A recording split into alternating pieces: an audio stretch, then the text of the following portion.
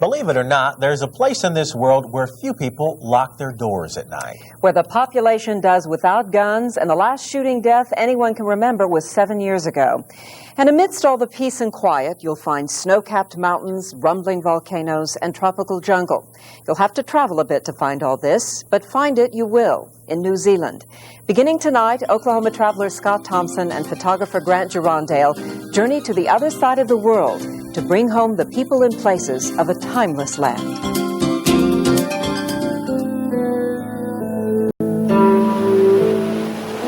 Clinging to the bottom of the world, there is a land of astounding beauty, where sea and sky meld into billowing puffs of cloud. Stirring mountain vistas and sun-drenched coasts of lapis blue water. New Zealand stirs the soul, purifies it. Author James Michener called this country perhaps the most beautiful on earth. To Rudyard Kipling, it was among the 8 wonders of the world. It is a place of sensibility, uncluttered, unsullied, timeless. And surely some of the most charming and gracious people we've ever met call it home. There's Sheppard, last night. His sandpapered hand has clutched a walking stick for more than 50 years now. He and his dogs guiding flocks over tussocked hills. The only guideposts, his sharp, shrill whistles of command. Hello, Chief. This is a beautiful place, this farm. I'm not far behind you, mate. And Potter, Barry Brickle, who tired of walking into the hills to look for clay, so he built his own train and laid his own track, and so became the master of his own railway. I'm regarded as a rather eccentric type. I don't think I'm the average Kiwi. That's what they call themselves here, Kiwis, and there may not be an average one. There are 3.5 million of them, living on 2 islands about the size of Colorado, 1,800 miles southeast of Australia. Most of the population lives on the North Island. That's where the largest city is, Auckland, a cosmopolitan center of skyscrapers and trendy neighborhoods built among a chain of extinct volcanoes, the perfect place to watch a sunset and the face of this country evolve. For while most of the nation still claims British or Scotch heritage, Auckland has become the world's largest Polynesian city. Clearly evident on Saturday mornings at the Otara Market. A market for the people, more the ethnic people. It's the way they live in the islands, and it's their style of market. Pulsing with the energy of exotic chatter, it's a street-side pantry stuffed with the bounty of far-off islands. Taro, kumara, green bananas, and chilled coconuts called drinking nuts. For the pregnant ladies with morning sickness, they can drink that and fixes them up. The potions of a people who were here first. Their ancestors, the original settlers of New Zealand. Called the Maoris, they arrived in giant canoes. Brutal people when need be. Ferocious warriors with a taste for flesh. The first European to set foot in New Zealand was Abel Tasman, a Dutchman. It was 1642. He put 4 men in a small boat, sent them ashore to scout things out. They were eaten by the native Maori people.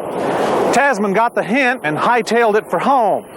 It would be 130 years before the next European came this way. He was Captain James Cook, an Englishman. Cook opened the door for British settlement, and so it remains today. A country dotted with croquet lawns and stately public gardens. Christchurch, the largest city on the South Island, fancies itself English above all others.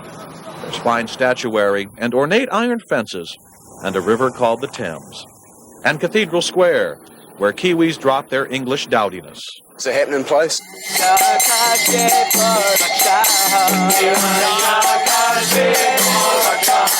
On a Friday afternoon, we found things, apparently, just about normal.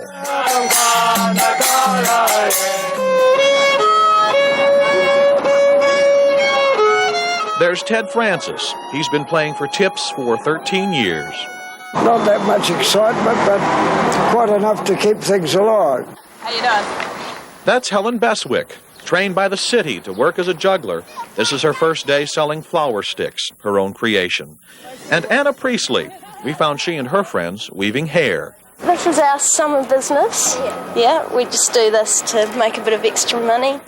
In Cathedral Square, high school dropouts mingle with punks who share benches with elegant women in pearls, who sit next to life-size chessboards and all the intensity that comes with giant bishops and kings. Winifred Boyce is here to enjoy a cone. She calls it a sweet. Jody Curtin and Barbara Port, a pair of truants, learning steps from the Krishnas. And there's Bernie Elliston, who's still waiting for the tidal wave God warned him of 8 years ago. It's only going to be a small one. It's going to do what God said it would do, which is wipe out a camp. Rosalee Borland didn't get that message. And we who are with them will be caught up. Maybe it came down on one of the few days she wasn't on the square preaching the word to no one in particular. Life passes she and her fervor by, save for the occasional Japanese tourist. No matter. Yeah, sometimes I preach to literally nobody but the seagulls, and sometimes I have a huge crowd. It's just different every time I come. I never know what the response is going to be or how many people are going to be listening. Rosalee didn't seem too excited that Jesus himself was sprawled right next to her. At least that's who he said he was. I'm perfect. You're forgiven. Tell me your worst sins. Well, to be honest, it may be that we hadn't come here sooner. Everywhere you look, there is raw beauty and happy Kiwis enjoying it. It's pretty hard to be a couch potato in New Zealand. The sun keeps streaming in the window and keeping you awake.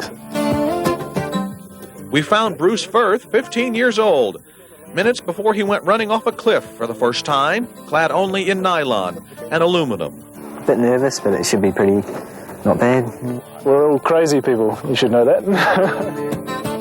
Crazy about life, it seems to us. Crazy about this beautiful piece of land, they claim. Oh, to be so lucky, to be so crazy. Traveling through New Zealand, Scott Thompson, the Oklahoma Traveler.